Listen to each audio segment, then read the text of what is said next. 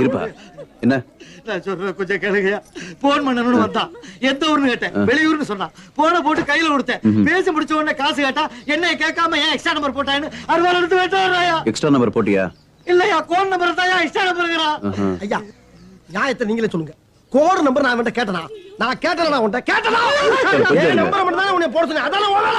கொஞ்சம் இருங்க. இங்க பாருங்க, உங்களுக்கு எந்த ஊரு? காரக்குடி பக்கத்துல கர்நாடகா. என்ன விஷயம்? கோட் நம்பர்னா என்னன்னு தெரியுமா உங்களுக்கு? என்னையா நீ விவரம் கடத்தமா பேசிக்கிட்டு இருக்க? கோட் நம்பர் நான் எதுக்கே தெரிஞ்சுக்கிறேன்?